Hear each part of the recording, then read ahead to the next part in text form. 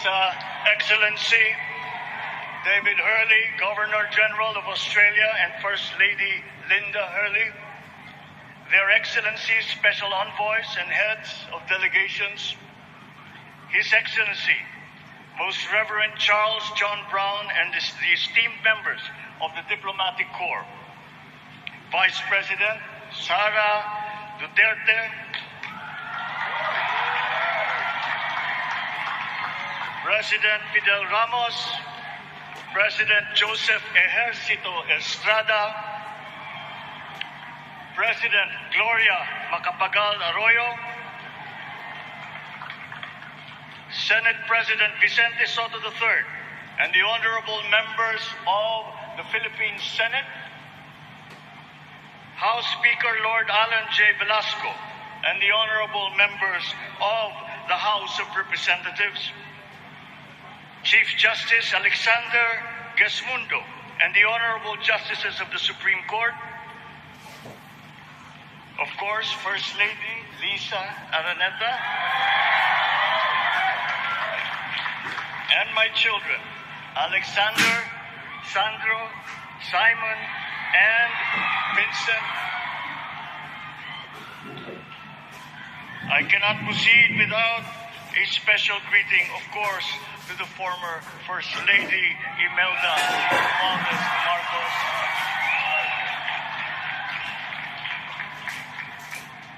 Other distinguished guests, ladies and gentlemen, my friends, ang aking minamahal na mga kababayan, magandang tanghali po sa inyong lahat.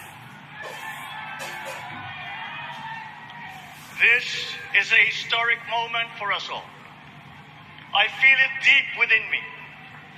You, the people, have spoken, and it is resounding.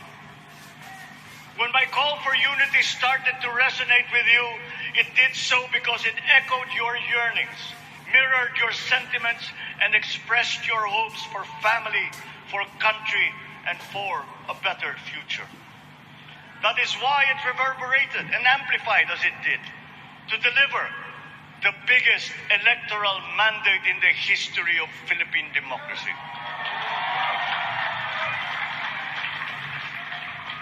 By your vote, you rejected the politics of division. I offended none of my rivals in this campaign. I listened instead to what they were saying. And I saw little incompatibility with my own ideas about jobs, fair wages, personal safety, and national strength, and ending want in a land of plenty. I believe that if we but focus on the work at hand and the work that will come to hand, we will go very far under my watch. You believe that too. At pinakinggan ko ang tinig ninyo na ang sinisigaw ay pagkakaisa, pagkakaisa, pagkakaisa. We will go farther together than against each other, pushing forward, not pulling each other back, out of fear, out of a misplaced sense of weakness. But we are the furthest from weak. The Filipino diaspora flourishes even in the most inhospitable climes, where they are valued for their quality. The changes we seek will benefit all and will shortchange no one. I was not the instrument of change. You were that. You made it happen. I am now. You picked me to be your servant, to enable changes to benefit all. I fully understand the gravity of the responsibility that you've put on my shoulders. I do not take it lightly, but I am ready for the task. I will need your help. I want to rely on it. But rest assured, I do not predicate success on the wide cooperation that's needed. I will get it done. I once knew a man who saw what little had been achieved since independence. in a land of people with the greatest potential for achievement. And yet, they were poor. But he got it done. Sometimes with the needed support, sometimes without. So will it be with his son. You will get no excuses from me.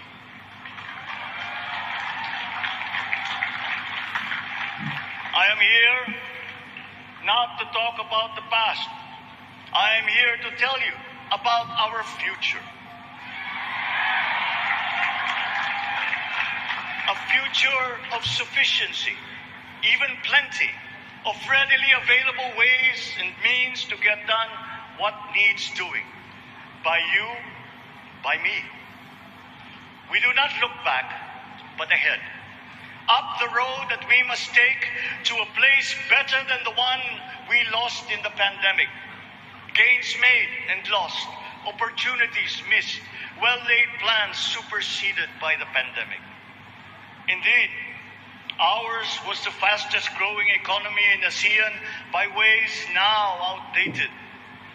We shall be again by a radical change in the way the world must now work to recover what we have lost in that fire and move on from there. We face prospects of the spread of the war abroad, of which we are totally blameless. We seek friendship with all. But countries like ours will bear the brunt of it. And if the great powers draw the wrong lessons from the ongoing tragedy in Ukraine, the same dark prospect of conflict will spread to our part of the world. Yet, there is more out there. Like going forward by new ways of doing that the pandemic forces to adopt. A stronger resilience, quicker adaptability. They are our best prevention. They are our best protection.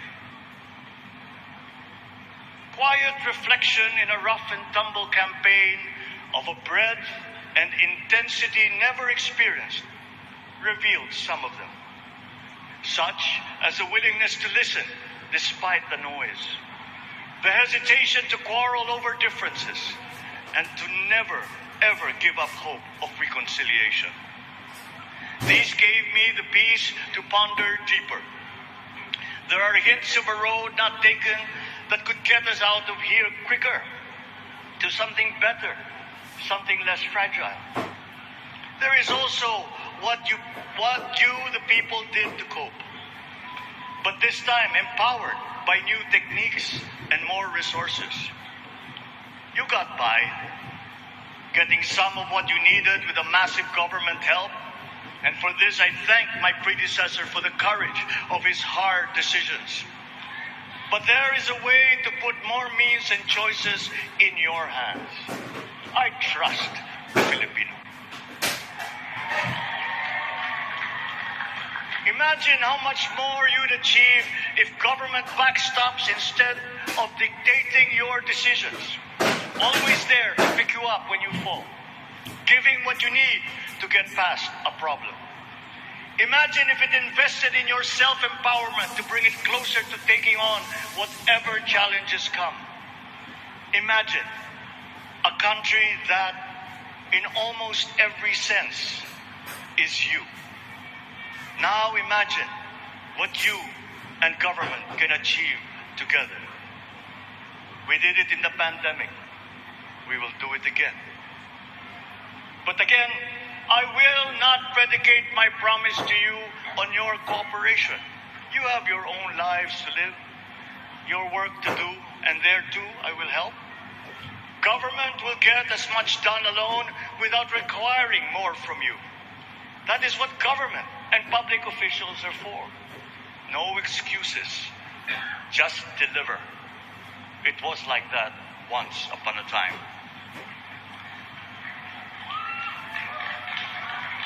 I did not talk much in this campaign. I did not bother to think of rebutting my rivals. Instead, I searched for promising approaches better than the usual solutions. I listened to you. I did not lecture you who has the biggest stake in our success, And the forthcoming State of the Nation will tell you exactly how we shall get this done. In this fresh chapter of our history, I extend my hand to all Filipinos. Come, let us put our shoulders to the wheel and give that wheel a faster turn to repair and to rebuild and to address challenges in new ways, to provide what all Filipinos need, to be all that we can. We are here to repair a house divided, to make it whole, and to stand strong again in the bayanihan way, expressive of our nature as Filipinos. We shall seek, not scorn, dialogue. Listen respectfully to contrary views. Be open to suggestions coming from hard thinking and unsparing judgment.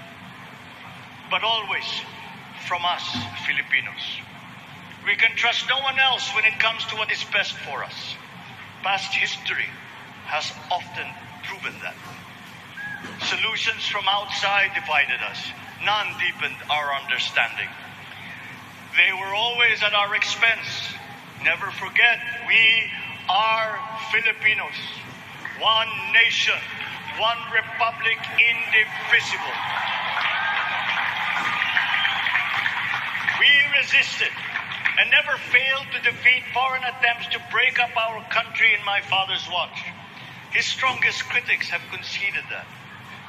So let us all be part of the solution that we choose. In that lies the power to get it done. Always be open to differing views, but ever united in our chosen goal. Never hesitating to change it, should it prove wanting. That is how agile, resilient republics are made. Our future we decide today. Yesterday cannot make that decision anymore, nor can tomorrow delay it. The sooner we start, the surer and quicker the prospect of achieving our future. These are troubling times. What's happening to others can happen to us, but it will not. We see what's happening. We are witness to how it is being stopped, and we have seen the glory that crowns struggle against all odds. Giving up is not an option. We've been through times of bitter division, but united, we came through to this when it shall begin again, but better. The campaigns I've run have taken me here where I stand today. I listened to you, and this is what I have heard. We all want peace in our land. You and your children want a good chance at a better life in a safer, more prosperous country. All that is within reach of a hard-working, warm, and giving race. Your dreams are mine. Pangarap nyo ay pangarap ko. How can we make them come true? How can we do it together? But I will take it as far as anyone with the same faith and commitment can, as if it depended entirely on himself. Sa pangarap na maging mapayapa ang ating bansa, ang pangarap nyo ay pangarap ko. Sa pangarap na maging maunlad ang ating bansa, ang pangarap nyo ay pangarap ko. At sa pangarap na maging mas masinang ang kinabukasan natin at ng ating mga anak, ang pangarap nyo ay pangarap ko. We are presently drawing up a comprehensive, all-inclusive plan for economic transformation. We will build back better by doing things in the light of the experiences that we have had, both good and bad. It doesn't matter. No looking back in anger or nostalgia. In the road ahead, the immediate months will be rough, but I will walk that road with you. The pandemic ravaged bigger economies than ours. The virus is not the only thing to blame. What had been well built was torn down. we will build it back better. The role of agriculture cries for the urgent attention that its neglect and misdirection now demands. Food self-sufficiency has been the key promise of every administration. None but one delivered. There were inherent defects in the old ways and in recent ways too. The trade policy of competitive advantage made the case that when it comes to food sufficiency, a country should not produce but import what other countries make more of and sell cheapest.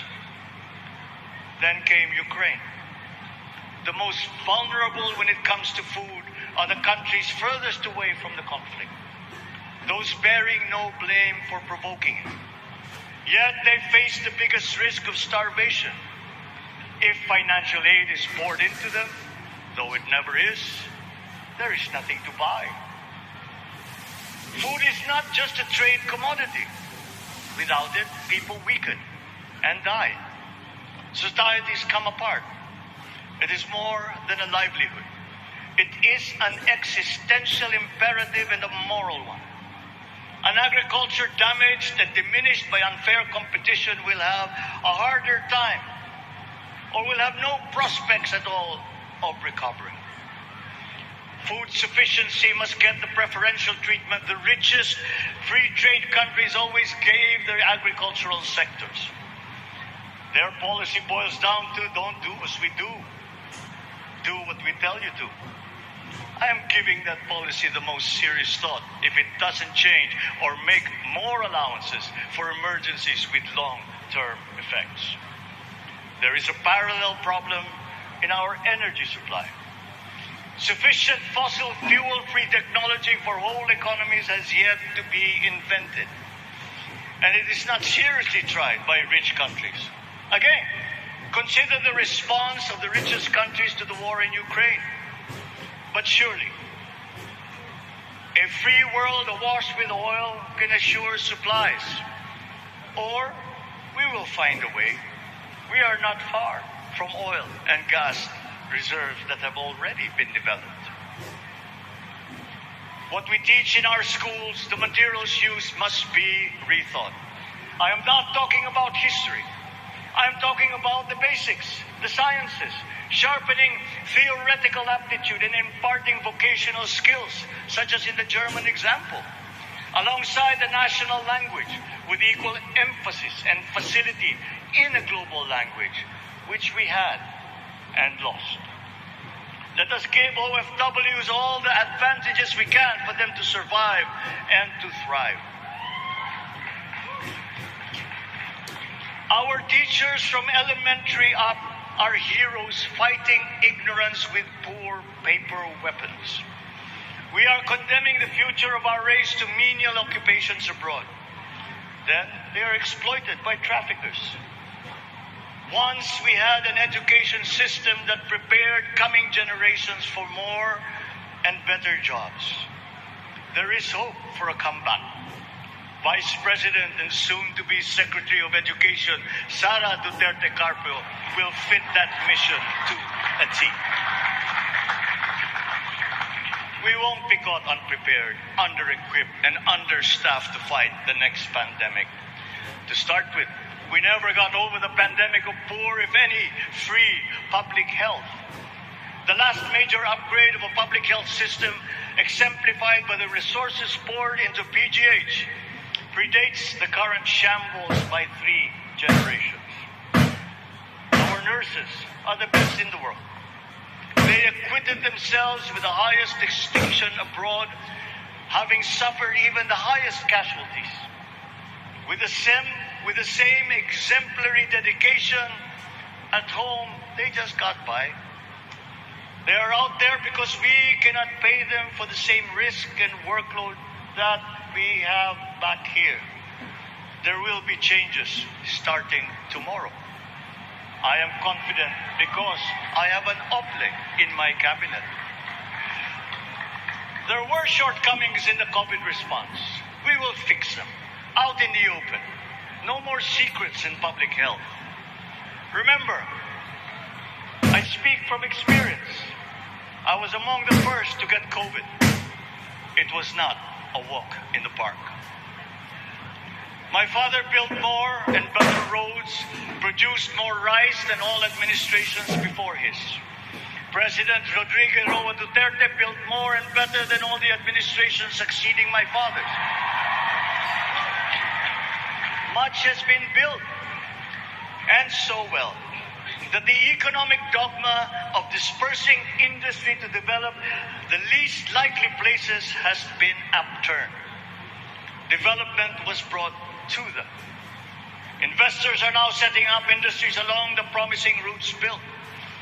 And yet, the potential of this country is not exhausted. Following these giant steps, we will continue to build. I will complete on schedule the projects that have been started. I'm not interested in taking credit. I want to build on success that's already happening. We will be presenting the public with a comprehensive infrastructure plan. 6 years could be just about enough time. No part of our country will be neglected. Progress will be made wherever there are Filipinos, so no investment is wasted. The recovery of Philippine tourism with its emphasis on accessing nature's beauty, I am sure will exceed expectations. And bigger is not always better, but there's something to be said for economies of scale. And yet the country invites investments in fast-rising industries with quick returns and inflicts irreparable damage for future generations.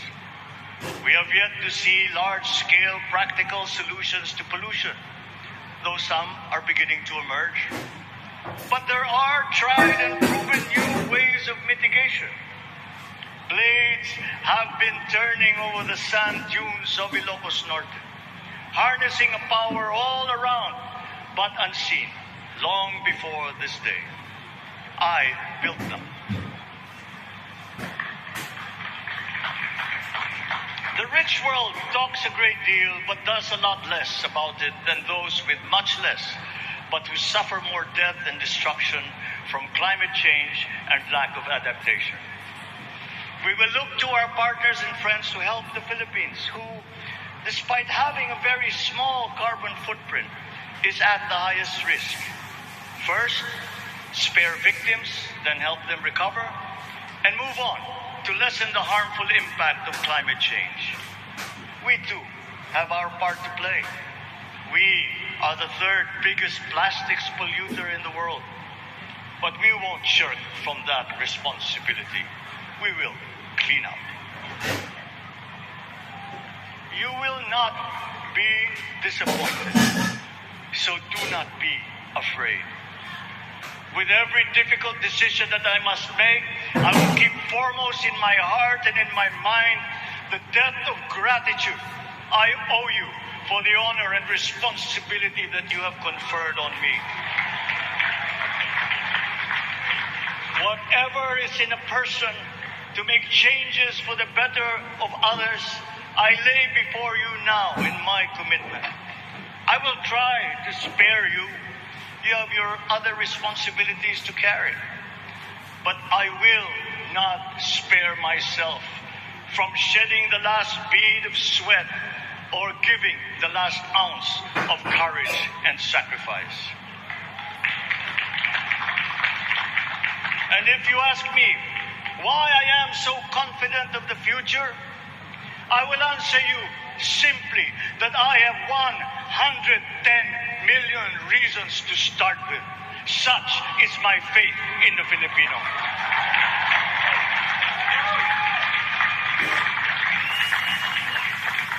Believe, have hope. The sun also rises like it did today and as it will tomorrow. And as surely as that, we will achieve the country all Filipinos deserve. God bless the Philippines. God bless our work. Maraming salamat po sa inyong lahat. Mabuhay ang Pilipinas. Magandang tanghali po.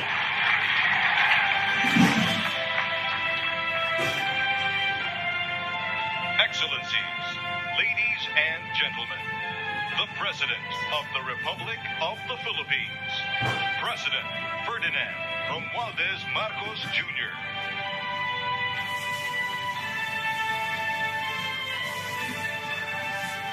We will now have a photo opportunity with President Ferdinand Romualdez Marcos Jr. May we invite the first family on stage. First Lady Liza Araneta Marcos, Ferdinand Alexander Sandro Marcos, Joseph Simon Marcos, and William Vincent Marcos.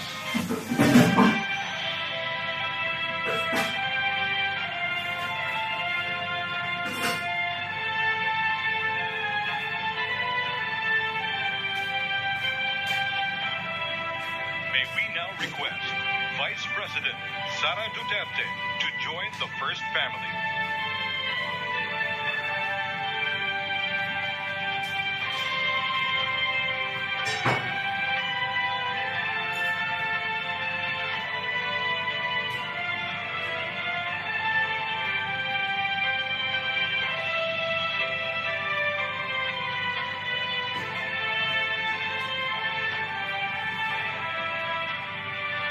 May we now request on stage Chief Justice Alexander G. Gesmundo and Senate President Vicente Soto III to join the first family.